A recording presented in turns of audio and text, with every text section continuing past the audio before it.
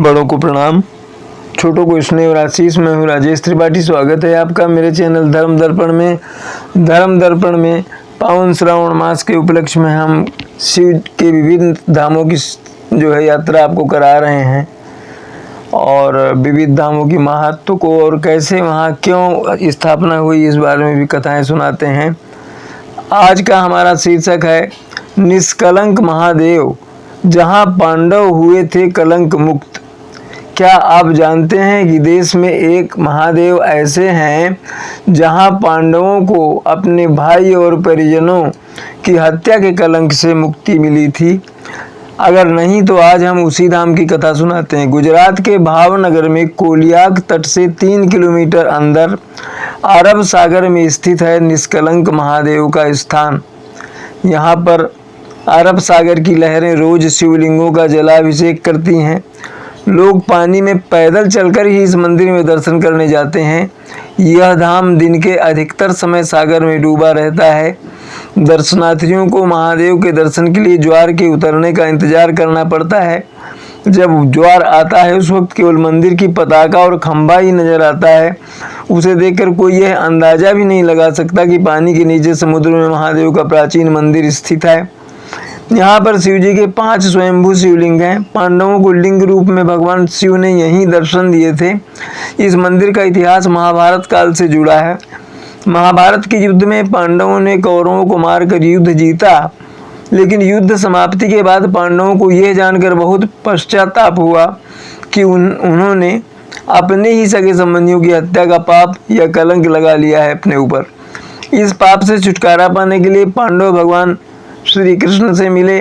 पाप से मुक्ति के लिए श्री कृष्ण ने पांडवों को एक काला ध्वज और एक काली गाय सौंपी और पांडवों को गाय का पीछा करने को कहा तथा बताया कि जब ध्वज और गाय दोनों का रंग काले से सफेद हो जाए तो समझ लेना कि तुम्हें पाप से कलंक से मुक्ति मिल गई है। साथ ही श्री कृष्ण ने उनसे यह भी कहा कि जिस जगह ऐसा हो वहां पर तुम सब भगवान शिव की तपस्या भी करना, आराधना करना। पांचों भाई भगवान श्री कृष्ण के कहे अनुसार काली ध्वजा हाथ में लिए काली गाय का पीछा करने लगे। इस तरह वह सब कई दिनों तक अलग अलग जगह गए, लेकिन गाय और ध्वजा का रंग नहीं बदला। लेकिन जब वे वर्तमान में गुजरात में स्थित कोलियाक तट पर पहुंचे तो गाय और ध्वजा का रंग सफेद हो गया। इससे पांचों पांडव भाई बहुत खुश हुए और वहीं पर भगवान शिव का ध्यान करते हुए तपस्या करने लगे। भगवान भोलेनाथ ने उनकी तपस्या से खुश होकर पांचों भाइयों को लिंग रूप में अलग अलग दर्शन दिए। वो पांचों शिवलिंग अभी भी वहीं स्थित हैं। पांचों शिवलिंग के सामने नदी की प्रतिमा भी है, नंदी की प्रतिमा वहाँ है। पांचों शिवलिंग एक वर्गाकार चबूतरे पर बने हुए हैं तथा यह कोलियाक समुद्र तट से पूर्व की ओर 3 किलोमीटर अंदर अरब सागर में है। इस चबूतरे पर एक छोटा सा पानी का तालाब भी है जिसे पांडव तालाब कहते हैं। श्रद्धालु पहले उसमें अपने हाथ पांव धोते हैं और फिर शिवलिंगों की पूजा करते हैं। भादो महीने की अमावस को यहाँ पर मेला लगता है जिसे भाद्रवी का मेला कहा जाता है। वैसे तो प्रत्येक अमावस के दिन इस मंदिर में भक्तों की भारी भीड़ रहती है।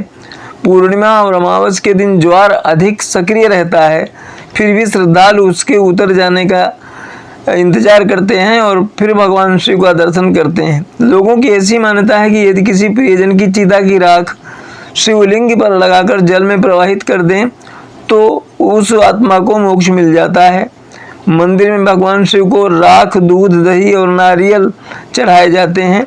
सालाना प्रमुख मेला भाद्रवी भावनगर के महाराजा के वंशजों द्वारा मंदिर की पताका फहराने से शुरू होता है और फिर यही पताका मंदिर पर अगले 1 साल तक फहरती है।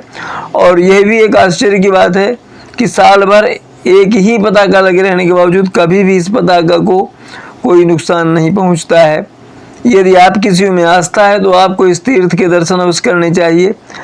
यहाँ स्थापित शिवलिंगों की विशेषता यह है कि ये 24 घंटों में सिर्फ 12 घंटे समुद्र की लहरों में डूबे रहते हैं। पवित्र स्थान को दूर से देखने पर बहुत सुखद अनुभूति मिलती है। ऐसा प्रतीत होता है जैसे धरती और आकाश का मिलन हो रहा हो। निष्कलंक महादेव के शिखर पर 52 गज की ध्वजा लहराती है। जब जब समुद्र में ज्वार आता है उससे शिवलिंग का जलाभिषेक होता है। कहते हैं कि यहाँ की ध्वजा के दर्शन का एक अलग ही महत्व है। भक्तजन ध्वजा के दर्शन के लिए दूर दूर क्षेत्रों से आते हैं। पांडवों के पाप दूर करने वाले भोलेनाथ के शरण में आने वाले सभी भक्तों की समस्याएं दूर करते हैं। शिवरात्रि के दिन निष्कलंक महादेव मंदिर में एक अलग ही माहौल देखने को मिलता है। सभी भक्तजन अपने परिवार के साथ भोलेनाथ की शरण में आते हैं। गुजरात के अलग अलग हिस्सों भावनगर, सौराष्ट्र, अहमदाबाद, सूरत, बड़ोदरा, जामनगर से लोग दर्शन करते आते हैं। गुजरात के अलावा देश के कोने कोने से भक्त निष्कलंक महादेव के दर्शन करने आते हैं। आने वाले सभी श्रद्धालुओं को निष्कलंक महादेव से अटूट श्रद्धा भक्ति है। भक्तों का ऐसा मानना है कि पवित्र स्थान पर एक बार आकर महादेव के दर्शन करने से सभी पापों से मुक्ति मिलती है। तो ये तो थी निष्कलंक महादेव की कथा, उनकी कथा और कैसे उनकी स्थापना हुई।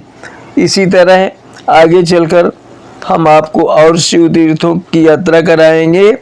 आज के लिए इतना ही। प्रणाम, नमस्कार।